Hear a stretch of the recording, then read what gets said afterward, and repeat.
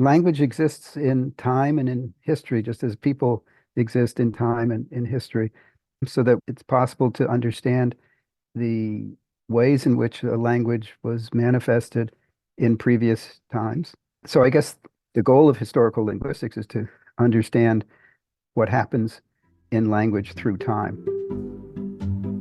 Hello, and welcome back to Tomato Tomato. I am your host, as always, Talia Sherman, and as frequent listeners of this podcast may know, I really love interdisciplinary learning. I love applying linguistics to other disciplines and seeing the connections between language and every single other discipline that exists out there in the world.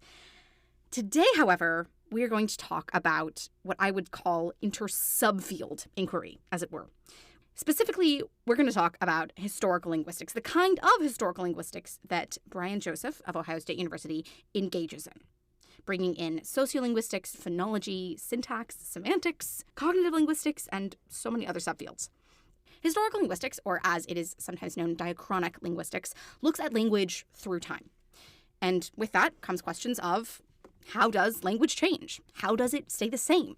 What kinds of changes reveal what kinds of things about society, about culture, about humanity? Are we, as speakers of languages, aware of linguistic change? As always, this is a really fun conversation. You're going to learn a lot of cool, fun facts about the history of English and the history of Greek and how and why language changes. And so I feel very honored to be able to introduce to your ears the exceedingly interesting and very, very cool linguist, Brian Joseph. Hi, Brian Joseph. Welcome to the podcast. Well, hello there, Talia. Good to be here with you. Yeah, absolutely. So I want to start just kind of giving the opportunity to introduce yourself. You've been in the field for a long time, right? You have a lot of experience. And as I said to you in an email, your CV is 67 pages. So who are you? What do you do? Why do you do it? What's going on? Yeah. Well, I hope I'm more than just 67 pages. So I'm Brian Joseph. I go professionally in my writing as Brian D. Joseph. So I'm 72 years old. I've been doing linguistics since I was a sophomore in college. So since 1970, fall of 1970 was my first linguistics class. So I've been in the biz for 53 years or so. I've been at Ohio State University for just about my entire professional career. I had a 1-year postdoctoral fellowship at the University of Alberta in 1978 to 79, and then I landed the job at Ohio State, and I've been there ever since. This is my 45th year.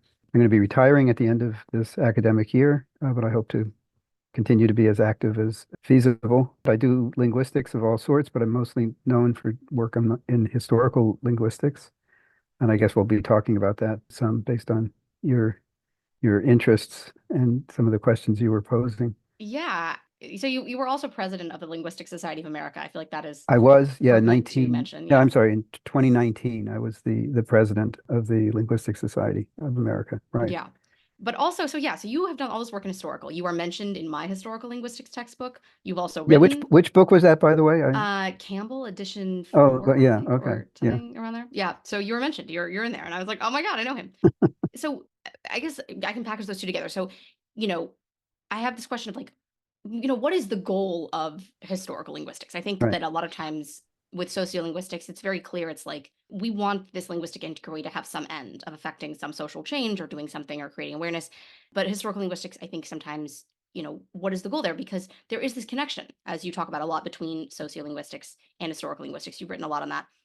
And then there's this other part where in my textbook, Campbell says that you are one of the, quote, notable linguists who think that it's not really language that changes, but rather people and society.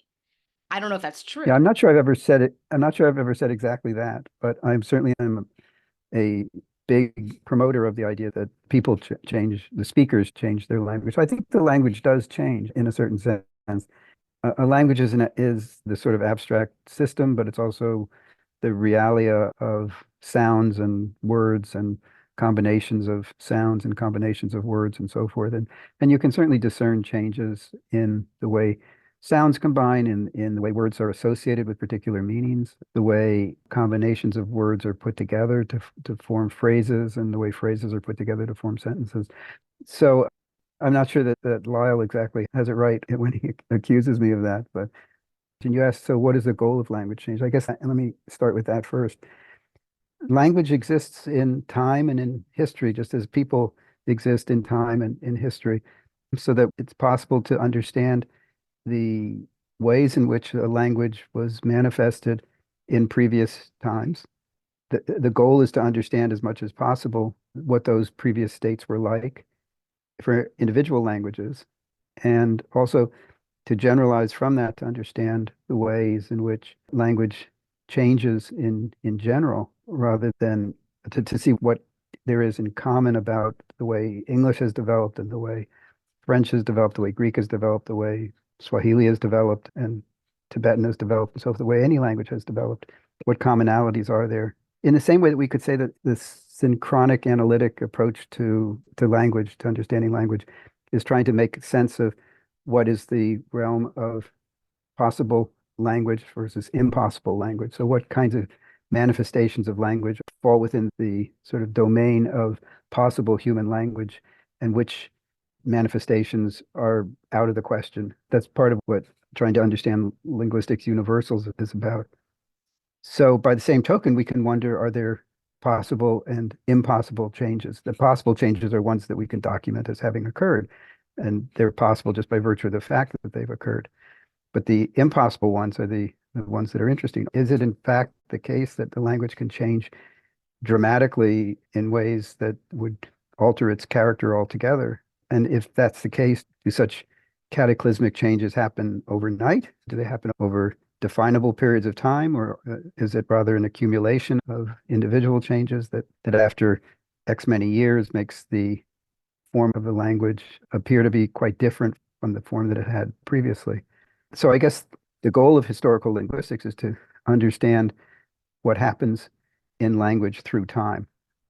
And the term diachrony or diachronic linguistics comes up repeatedly when we talk about language change, because it's a convenient term. It comes from the Greek, literally meaning through time. And as I said at the outset, we exist in time, but we exist through time. We live through time. And trying to get a handle on just what that means can be elusive. So when we talk about the present day, are we talking about this very second, or do we mean, well, sometime around that, and how much around that? A few days, a few weeks, a few years? In a certain sense, I can sense that my language has been relatively stable over my 72 years. I'm in a different position from many speakers because I have the awareness of linguistic structure and vocabulary and so forth that has been honed by my being a linguist. But I am also just an ordinary speaker, and I can reflect on, oh, that's curious. I've never heard that word before. Or, gee, I remember when I was growing up, we said such and such, and I hear kids in a similar situation saying something different. So it's possible for each individual to reflect upon their own usage over their diachrony. Each of us has a personal diachrony. In my case, from November 22nd, 1951 until the present day is my diachrony.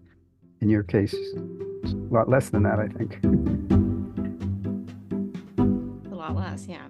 I think with that though, like with time, you gave this beautiful talk genuinely at the LSA meeting a few years ago that I watched on YouTube. And it's sort of on this idea of time and change and what is time and what is change. And what I feel like I took maybe two main things away from that. Number one, you read a lot and Not as you much as I should, but and that's yeah. really cool. And you put a lot of quotes in of Shakespeare and Hemingway and etc. But two, this idea that synchrony is kind of a false notion, maybe a paradox, maybe a misnomer, right? Yeah. You give this example of, let's not even talk about language, let's talk about weather.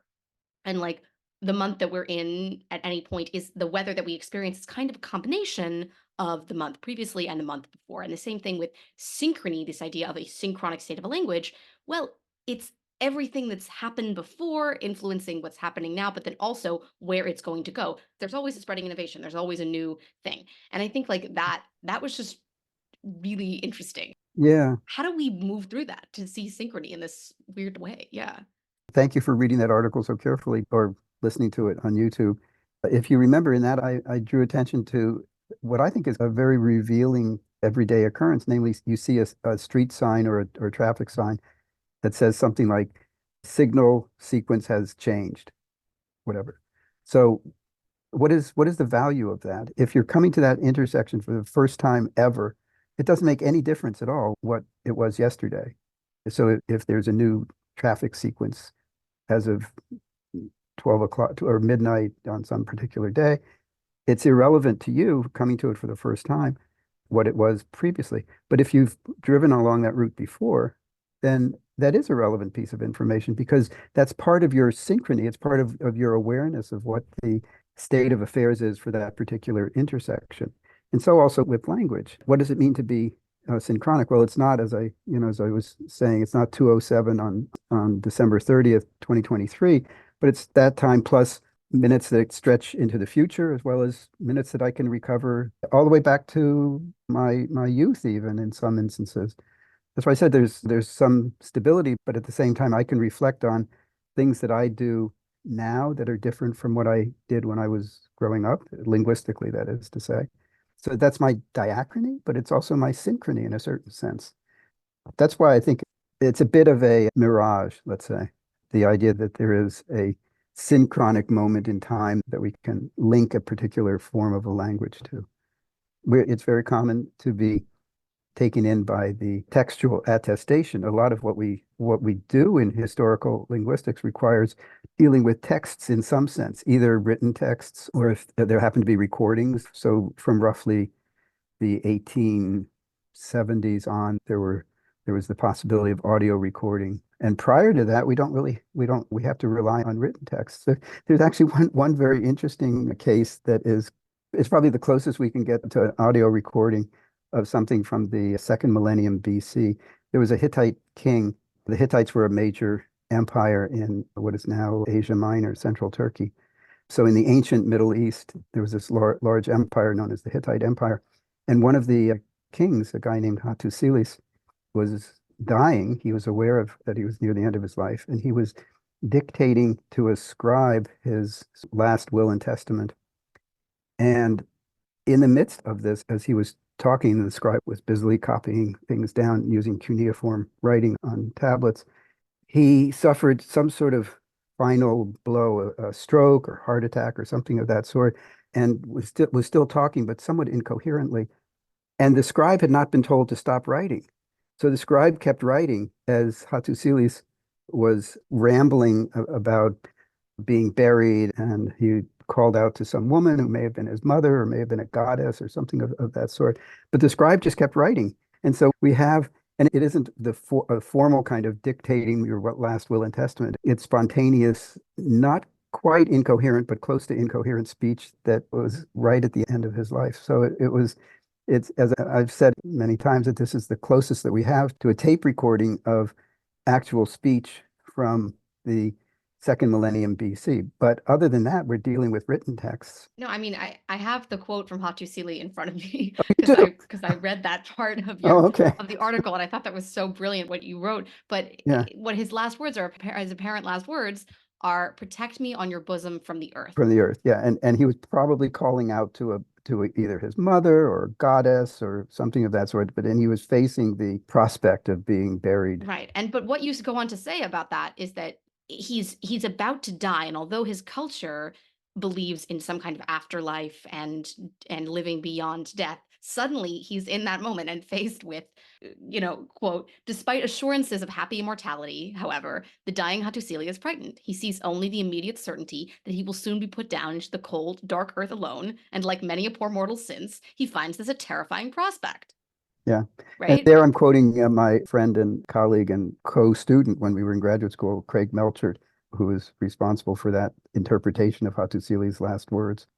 Yeah, I thought it was dynamite, very revealing. And what got me off onto this tangent was the question of we set a lot of store by attestation, but other than the present day, really, all we can work with is texts of some sort, either actual written texts or in inscriptions and such, or audio texts, as it were, text in quotes, in order to get some perspective on what the language was like in earlier previous stages. And the tricky thing about attestation is that it gives you something concrete to work with, But sometimes mistakes are there in manuscripts. People write the same word twice. The same kinds of errors that we make when typing on our keyboards these days can be made with pen and ink or with chisels and such. We can't take every attestation at face value. And moreover, we know that there are instances where a word or form occurs for the first time in some relatively late stage, but we know that it must have been an old word. The Greek word for sister in ancient Greek was adelpe, depending on how you believe things were pronounced, which is actually quite different in form from the word for sister in every other language of the Indo-European family that Greek belongs to. And yet, in the thousands and thousands of pages of classical Greek from, let's say, roughly the 7th century BC up till 3rd century AD or so, classical and into early post-classical times, there's no record of a word that is anything like the Swessor word that we find underlying the English sister or Latin or the Sanskrit svasar or whatever.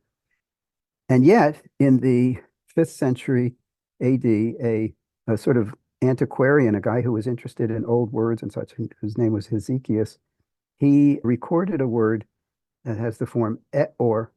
And it turns out that if you observe the regularities of the development of S and W in Greek, you would get from Swessor, which is the starting point for sister and Latin soror and such, you would get to et-or directly. So that there must have been some instance of this early Indo-European word for sister in Greek. It just happened not to be attested until the 5th century AD. And another word, adelphe, took its place. Adelphe actually has an interesting etymology. The a part means same. It's actually cognate with English, same, believe it or not. And the delpe part is from the word for womb. So the sister is the one who is the female who shared a womb with you. Not necessarily a twin, but the same womb. Some people might refer to them as womb mates. That's really cool. Yeah, yeah. Anyway, so that's just an instance of another thing that historical linguists like to do. By understanding the etymology, that is the origins of particular words, you get a sense of change. So etymologically, adelpe means having the same womb or having shared the same womb, but it just becomes concretized to and nominalized and attached to a particular individual with whom you happen to have shared a womb at some point. So from the etymological standpoint, we can see, oh, there's a word for womb in there. But from this, as far as Greeks were concerned, but in the 5th century BC, I think it was just simply the word for sister. It wasn't, maybe there were some clever people who understood the etymological relationship, but a lot of times speakers act as if they're in a fog. So in a fog, you can see things very close, relatively clearly, but off in the distance, everything is foggy and obscured and such. And it's that way with language as well. Speakers are sometimes aware of things that are very obviously right in front of their eyes, so to speak. But some of the more distant relationships amongst words or in terms of the origins of phraseology and such just pass us by altogether. And it requires the kind of mindset, let's say, or tools that historical linguists have to be able to determine what the relationship actually is. I guess I want to kind of go to where you've written a lot about this relationship between socio and historical. And you wrote an entire paper saying, are they strange bedfellows or are they just kind of just natural friends? And you come to the conclusion that they do form a natural class. They're not estranged, acquaintances. And I guess it's like that might make some kind of sense on the surface, like, oh, sure, yeah. But really, the difference in methodology, let's just say, is actually it's a pretty difference in terms of methodology. So what's the connection between these two disciplines? Maybe it's conceptual, maybe it's specific, I don't know, but what are they trying to do together? Mm-hmm, mm-hmm.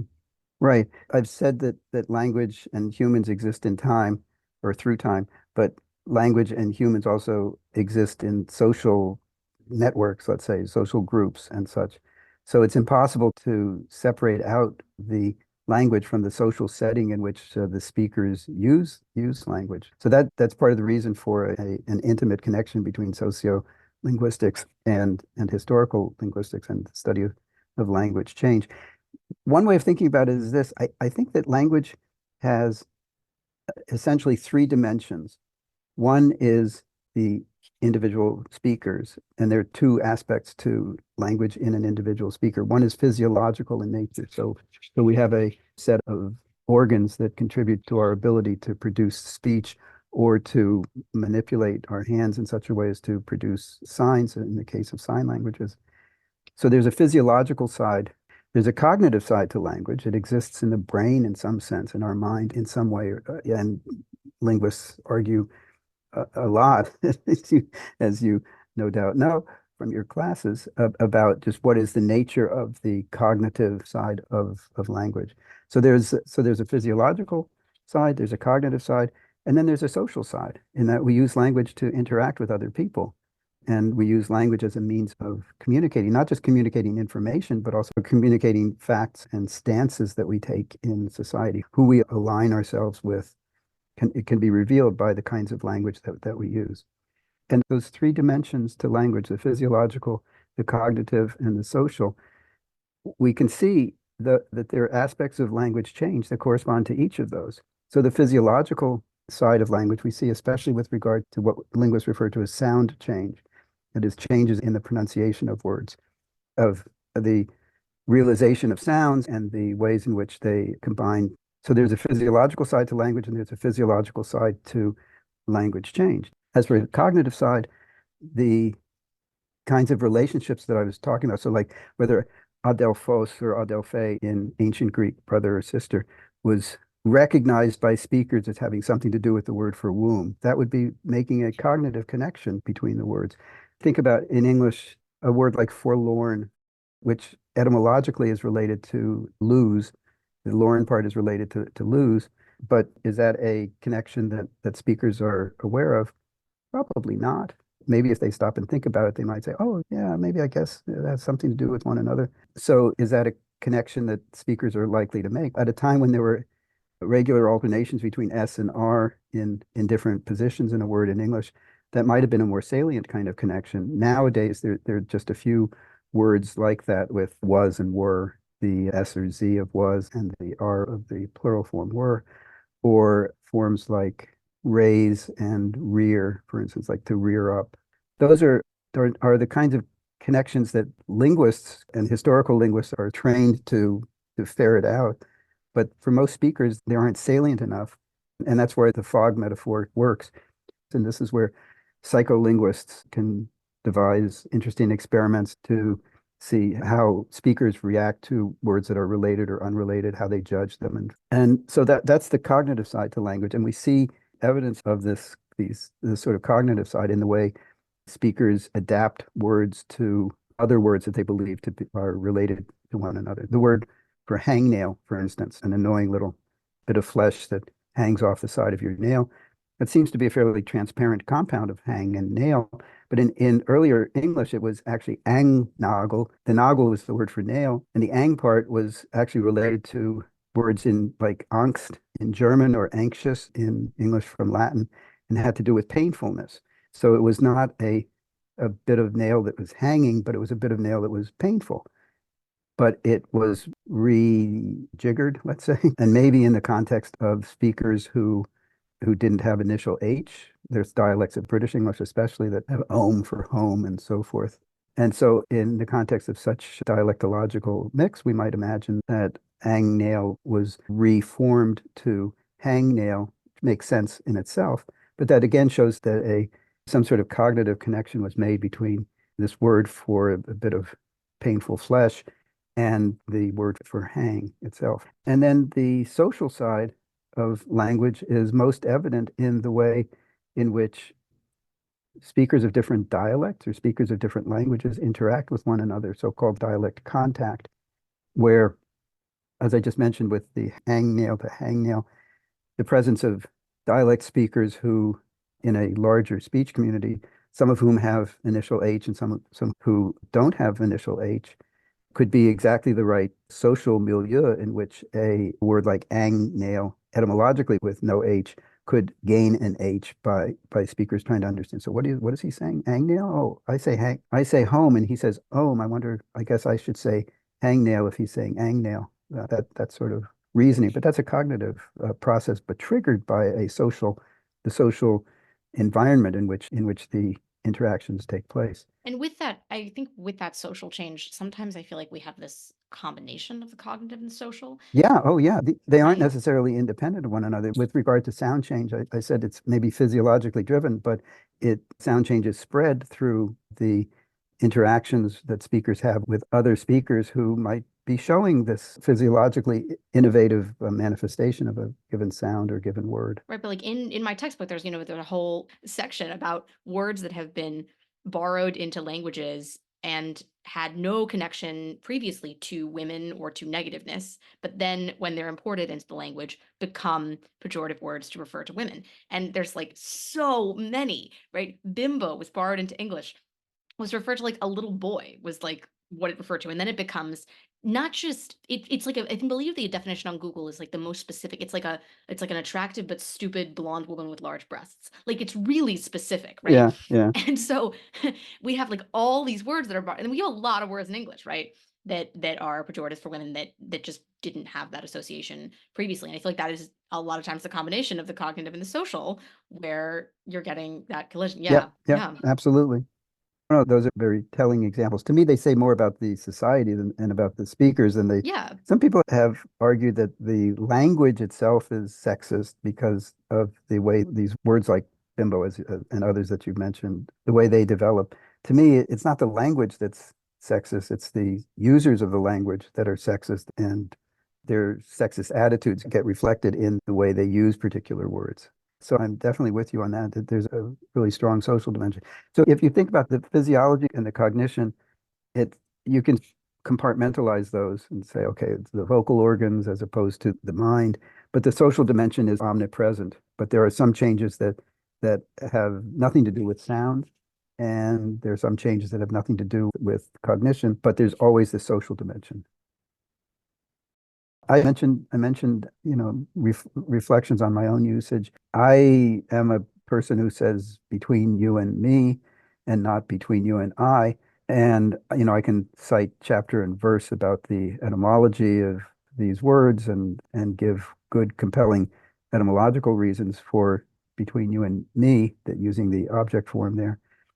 But I know that just from listening to people over the last so many years, I'm in the minority now as a between you and me speaker, and undoubtedly there are people who think, isn't that strange? He's not saying between you and I. He's saying something different. There must be something wrong with him because so the sort of social evaluation of the correct usage, correct in quotes, so many years ago is likely to change. I'm the unusual one now. I'm the marked pronunciation with my often as Right. opposed to You're the often. relic Yeah, form, yeah, yeah.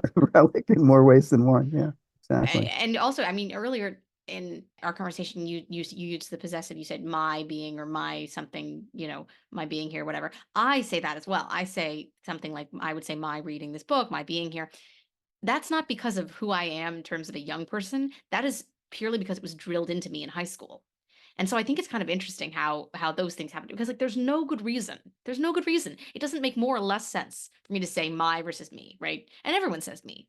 But because it's kind of this thing that was like drilled into me, I will often say my if I'm like thinking Yeah, about it, and no, Um and that's part of people. There yeah. are people who consider that such so-called prescriptive usages to be somehow unnatural. But if you have internalized that, it's part of your usage, and we need to treat it with respect, so to speak. Right, but then I guess like to know the history of that too, that was interesting is that like whatever the grammatical, quote unquote, grammatical prescriptivism form is, that really is not a reflection of what people have been saying in the majority for a long time. That's a reflection of who's been in power Right. and who's at the ability to set that rule. So I think like that is something to note too. It's like, sometimes this isn't a question of majority or minority, it's a question of who was white and had money at the time that we're making these rules.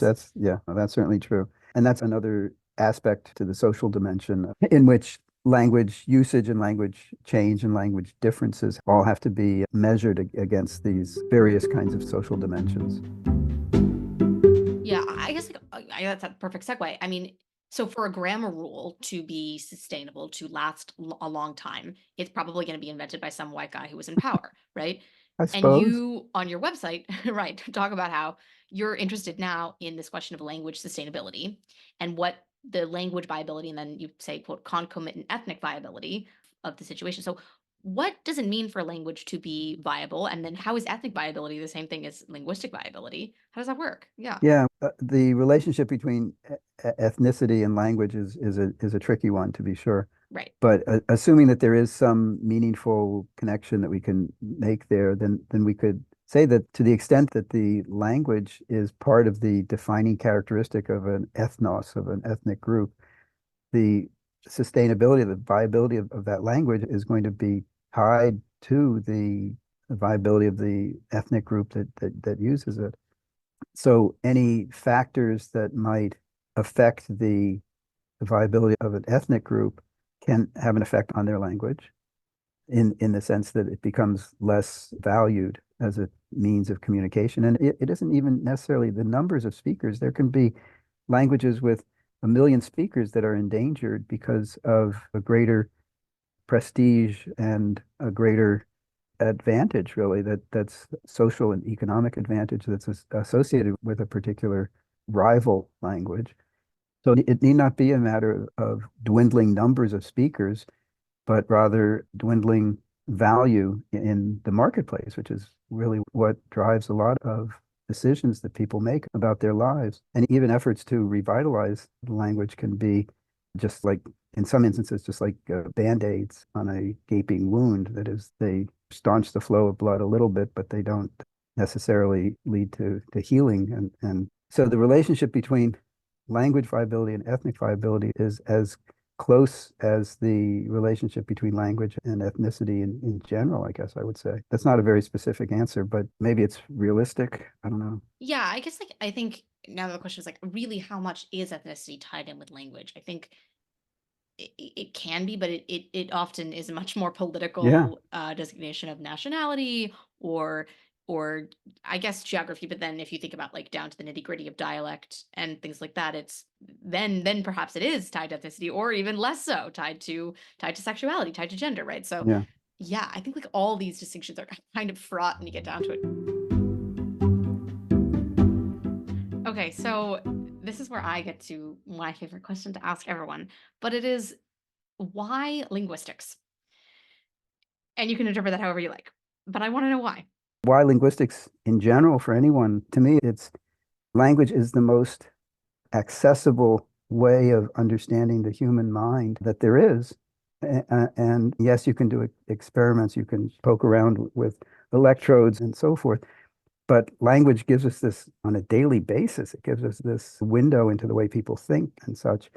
All that we've been saying in this conversation about the social dimensions make it critical, really, to understand the ways in which we evaluate people based on their language use and so forth. And these are all really, I think, really critical kinds of dimensions to what it means to be a human. And if we're not interested in humanity, what are we interested in? We can't all be doctors and lawyers fixing people up and making laws and whatnot. There's more to being human than just that. And not everything is necessarily to be judged in terms of its utility.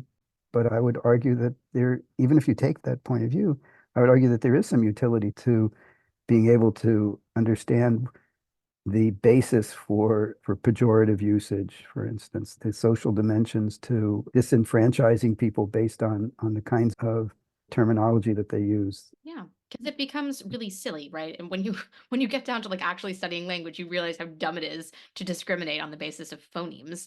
But then also when you look at just the fact that language is a very structured, highly structured thing that you can study scientifically, that shows that our mind is highly structured and that we are very attuned to structure and we want to exist within that Yeah. structure. And to some extent, I think lay people like to think in terms of languages giving you a new window into ways of thinking. And I think that there's something to be said about that. But I suspect that you could say the same that for an older person like me, trying to understand what a younger person like you is thinking about is just as interesting as trying to understand what a speaker of another language, what their mindset, what their ways of thinking are. Right. But like you said in that article about the Hittites, what we get to when we get into the mind of someone who's in that culture thousands of years ago is less about him in particular or that time period and more about what it means to be human. Because even in that time period, he's still afraid of death. That goes against, that you kind of posited in that way that like this whole uniformitarianism or the uniformitarian hypothesis that, everything kind of stays the same. It's less about language staying the same or any of the other things and more just like humanity is static, Yeah. right? Yeah, and in that article, I draw uniformitarianism was brought to light first in the realm of geology, where Charles Lyell was his observations about geology led him to the realization that the processes that had formed the geological formations that we see now are the same now as they were in the distant past. So like natural laws are the same over all of time.